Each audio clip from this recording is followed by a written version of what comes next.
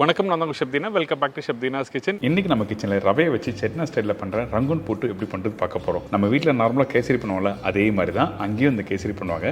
ஆனால் நம்ம சக்கரை போடுறதுக்கு பதிலாக அவங்க வெல்லம் போடுவாங்க, அதுக்கப்புறம் தேங்காய் போட்டு ஒரு சூப்பரான டிஃப்ரெண்டான டேஸ்ட்டில் கொடுப்பாங்க. இந்த மெத்தடில் நீங்கள் வீட்டில் ட்ரை பண்ணி பார்க்கலாம். அந்தளவுக்கு ஒரு சூப்பரான ரெசிபி தான் இந்த ரங்கூன் புட்டு.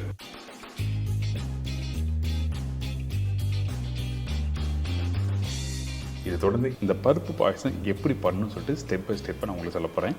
எல்லோரும் வீட்டில் பருப்பு பாயசம் பண்ணுவீங்க. அந்த பருப்பு பாயசம் பண்ணும்போது அந்த பருப்பு எப்படி வேக வைக்கணும், இதில் தேங்காய் பால் எந்த அளவுக்கு போடணும், இந்த முந்திரி பருப்பு எந்த அளவுக்கு போடணும்னு சொல்லிட்டு ஸ்டெப் பை ஸ்டெப்பாக உங்களுக்கு விளக்கமாக சொல்கிறேன்.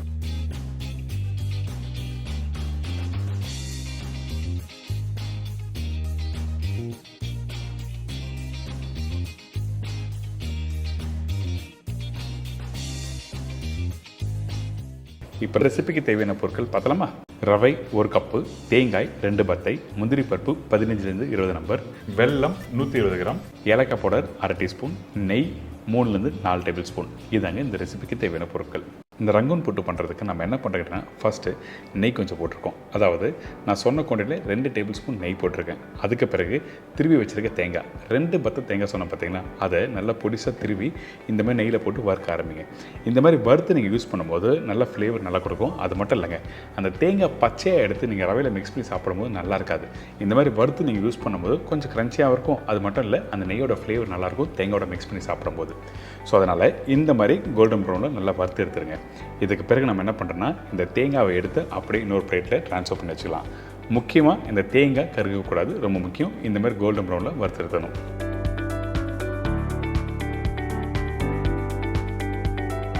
இதுக்கப்புறம் அதே நெய்யில் இந்த முந்திரி பருப்பை வறுக்க ஆரம்பிக்கிறோம். கொஞ்சம் கோல்டன் ப்ரௌன் வந்த பிறகு நம்மக்கிட்ட இருக்க இந்த ரவையை 1 கப்பு போட்டு நல்லா வறுக்க ஆரம்பிக்கிறோம். இந்த ரவை எதுக்காக வறுக்கிறேன்னு கேட்டிங்கன்னா, நீங்கள் ஒன்றோட ஒன்று ஒட்டக்கூடாது. அதாவது எப்பவுமே நீங்கள் ரவை இந்த மாதிரி வறுத்துட்டு இங்கே யூஸ் பண்ணும்போது சில பேருக்கு கேசரி பண்ணும்போது சொதன்னு போயிடுச்சு, கொஞ்சம் கெட்டியான டெக்ஸ்டர் வந்துடுச்சு, இந்த மாதிரி ப்ராப்ளம் வரும் பார்த்தீங்களா. அதனால் நம்ம என்ன பண்ணுறோம், நெய்யில் ரவையை வறுக்க ஆரம்பிக்கிறோம்.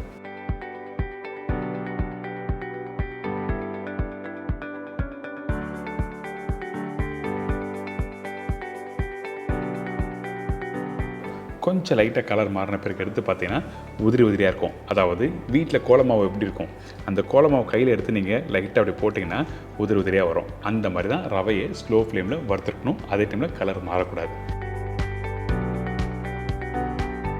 இதுக்கப்புறம் இந்த வெல்லம் நான் சொன்ன குவான்டிட்டி கரெக்டாக இருக்கும். இந்த வெள்ளத்தோட நம்ம தண்ணி ஊற்ற ஆரம்பிக்கிறோம். எதுக்காக இந்த தண்ணி இந்த வெள்ளத்தில் யூஸ் பண்ணிக்கிட்டோன்னா, வெள்ளத்தில் நார்மலாக மண் இருக்கும்ல, அந்த மண்ணை க்ளீன் பண்ணிட்டு அடுத்த ஸ்டேஜ் போடுறோம். அது மட்டும் இல்லை, இந்த ரவை குக் பண்ணுறதுக்கு தேவையான அளவுக்கு தண்ணி இதுலேயே ஊற்றுறோம். 1 கப் ரவைக்கு 2.5 கப்புலேருந்து 2.25 அளவுக்கு தண்ணி ஊற்றலாம். சும்மா லைட்டாக அந்த வெள்ளத்தை டைல்யூட் பண்ணுங்க. அந்த வெள்ளம் கொஞ்சம் கரைஞ்ச பிறகு நம்ம வடிகட்ட ஆரம்பிக்கிறோம்.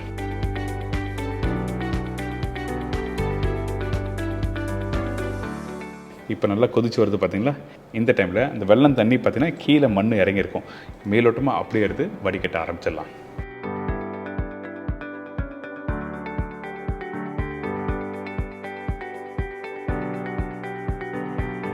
இப்போ வடிகட்டியாச்சு. இதுக்கு பிறகு நம்ம என்ன பண்ணுறோம், இந்த ரெசிபியை கம்ப்ளீட் பண்ண போகிறோம். வறுத்து ரெடி பண்ணி வச்சுருக்க முந்திரி பருப்பு, ரவை, இதோட அந்த வெல்லம் தண்ணியும் நம்ம ஊற்றி நல்லா குக் பண்ண ஆரம்பிக்கிறோம். இந்த வெல்லம் தண்ணி ஊற்றும் போது நீங்கள் மிக்ஸ் பண்ணிகிட்டு இருக்கணும். ஏன் கேட்டிங்கன்னா, இந்த ரவை நீங்கள் ப்ராப்பராக மிக்ஸ் பண்ணனா அந்த ரவை கெட்டி ஆகிடும். அதனால் நம்ம என்ன பண்ணுறோன்னா, மீடியமான ஃப்ளேமில் வச்சு இந்த வெல்லம் தண்ணியோட ரவையும் போட்டு நல்லா மிக்ஸ் பண்ண ஆரம்பிக்கிறோம். இதுக்கு பிறகு தேங்காவை கடைசியாக போடுவோம். ஓரளவுக்கு இந்த ரவை கொஞ்சம் வெந்து கெட்டியான டைமில் இந்த தேங்காய் போட ஆரம்பிக்கலாம்.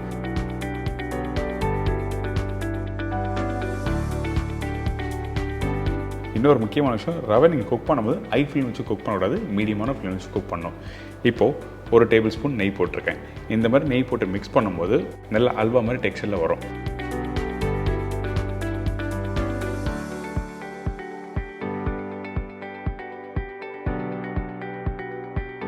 இதுக்கப்புறம் வறுத்து ரெடி பண்ணி வச்சுருக்கேன் அந்த தேங்காய் நெய் போட்டு மிக்ஸ் பண்ணி எடுத்திங்கன்னா ஒரு சூப்பரான ரங்கூன் புட்டு ரெடி. அதாவது செட்னா ஸ்டைலில் பண்ணுற கேசரி ரெடி.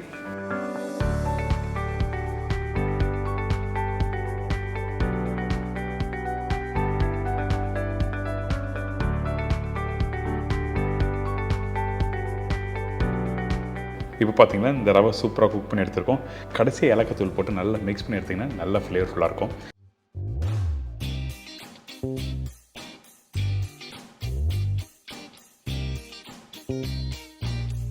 கரெக்டான டெக்ஸ்டில் குக் பண்ணியிருக்கோம்னு சொல்லி செக் பண்ணுறதுக்கு நம்ம என்ன பண்ணால் இந்த ரெடி பண்ணி வச்சுருக்க இந்த ரவையை வந்து நம்ம என்ன பண்ணுறோம் கையில் எடுத்து பாருங்கள். ஒட்டாத பக்குவத்தில் கரெக்டாக இருக்கணும்.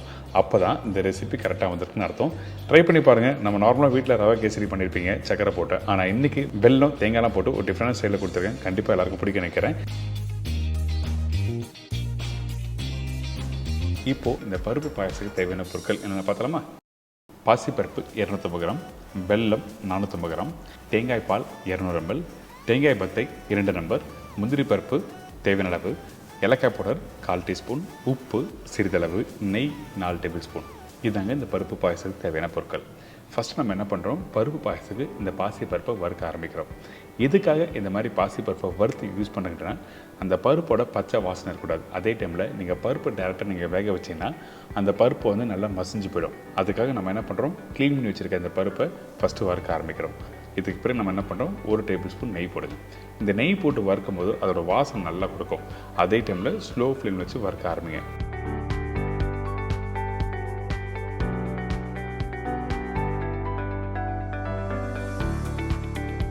கொஞ்சம் கலர் மாறுற டைமில் அந்த பருப்பை எடுத்து இன்னொரு பவுலில் ட்ரான்ஸ்ஃபர் பண்ணிடலாம்.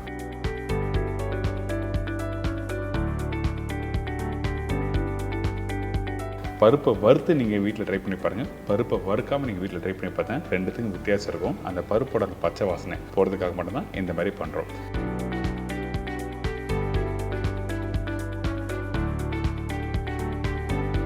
இப்போது இந்த வறுத்த பருப்பை அப்படியே குக்கரில் போட்டிருக்கேன். இதுக்கப்புறம் இதில் எவ்வளோ தண்ணி ஊற்றுறேன்னு கேட்டிங்கன்னா, கரெக்டாக 1 கப்பு பருப்புக்கு 3 கப் அளவுக்கு தண்ணி ஊற்றுறோம். 3.5 கப்பு 4 கப்போட ஊற்றலாம், ஒன்றும் தவறு எதுவுமே இல்லை. ஆனால் 3 கப்பு ஊற்றுனீங்கன்னா கரெக்டாக பருப்பு வெந்திருக்கும், நல்லா மேஷாக இருக்கும். அதே டைமில் சில பருப்பு முழுசாக தெரியும். அந்த மாதிரி வர்றதுக்காக மட்டும்தான் 1 கப்பு பருப்புக்கு 3 கப்பு தண்ணி ஊற்றிருக்கோம்.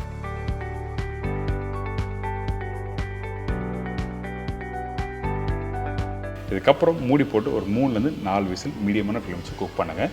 பை த டைம் வந்து நம்ம என்ன பண்ணுறோம், இந்த வெள்ளத்தை கொஞ்சம் கரைக்க போகிறோம். அதுக்காக ஒரு கடாய் எடுத்திருக்கேன். இந்த கடாயில் வெல்லம் போடுங்க. அதே டைமில் கொஞ்சமாக தண்ணி ஊற்றுறோம். அதிகமான தண்ணி வேண்டாம்.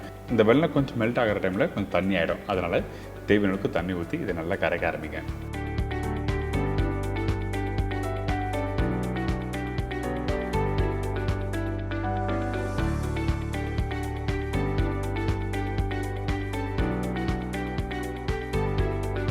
இதுக்கப்புறம் நல்லா மிக்ஸ் பண்ணுங்கள். இது அப்படியே விட்டால் கூட சம்டைம் வந்து வெல்லம் கீழே அடுப்பில் உட்கார ஆரம்பிச்சிடும். அதனால் நம்ம என்ன பண்ணுறோன்னா அப்பப்போ மிக்ஸ் பண்ணிகிட்டு இருக்கணும்.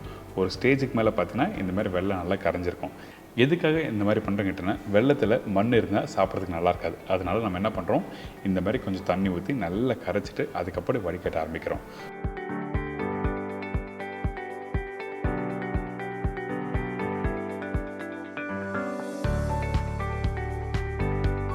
வடிகட்டி முடிச்ச பிறகு இதை அப்படியே எடுத்து உரமாக வச்சிடறோம். இதுக்கப்புறம் நம்ம என்ன பண்ணுறோன்னா, அந்த பருப்பு இப்போ எப்படி வந்துருக்கு சொல்லிட்டு ஓப்பன் பண்ணி பார்க்கலாம்.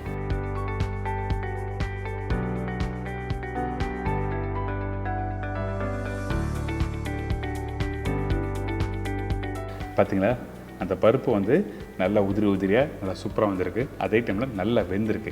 சில பருப்பு பார்த்திங்கன்னா நல்லா முழுசாக தெரியும், ஆனால் அந்த பருப்பெல்லாம் நல்லா வெந்த பருப்பு. இந்த மாதிரி பக்குவத்தில் கெட்டியாக இருந்தால் தான் உங்களுக்கு நல்லாயிருக்கும். அதே டைமில் அந்த பாசி பருப்போட அந்த வாசனை இருக்காது. அதுக்காக மட்டும்தான் அந்த பருப்பை ஸ்டார்டிங்கே நம்ம வறுக்க ஆரம்பிக்கிறோம். இதை அப்படியே மண்சட்டியில் நம்ம போட்டுறோம்.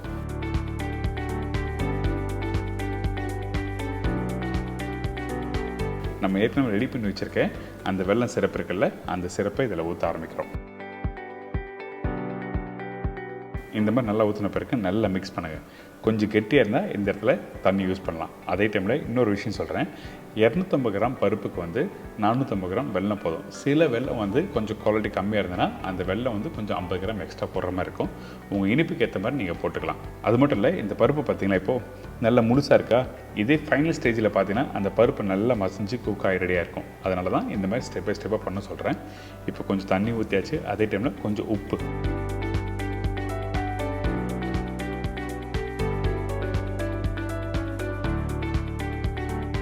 உப்பு எதுக்காக போடுறோம்? அந்த இனிப்புத்தன்மை ஷார்ப்பாக தெரியறதுக்காக மட்டும்தான் உப்பு போடுறோம். அதிகமான உப்பும் போட்டக்கூடாது, ஜஸ்ட் ஒரு பிஞ்ச் மட்டும் போட்டால் போதும். இதுக்கப்புறம் தேங்காய் பால் போட்டிருக்கேன்.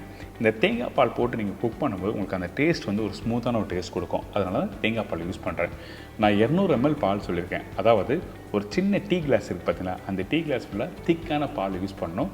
அதே டைமில் இந்த பால் போட்ட பிறகு ரொம்ப நேரம் குக் பண்ணக்கூடாது. அதிகபட்சம் ஒரு 2 கொதி வந்தால் மட்டுமே போதும். இதுக்கப்புறம் நம்ம என்ன பண்ணுறோம், ஒரு ஃப்ரைங் பேனில் தேவையான அளவுக்கு நெய் போட்டிருக்கேன்.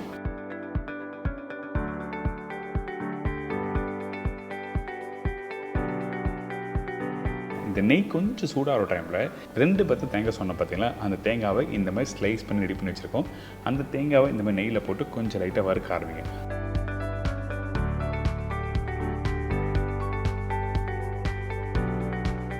கொஞ்சம் கலர் மாறம் பார்த்தீங்களா, அந்த டைமில் முந்திரி பருப்பு போடணும்.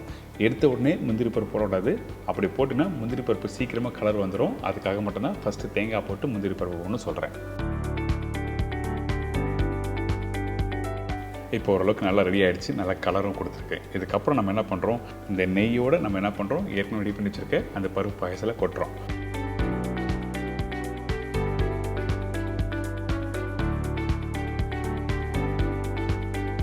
வாசனைக்காக ஏலக்காய் போடுற இந்த இடத்துல போடுறோம்.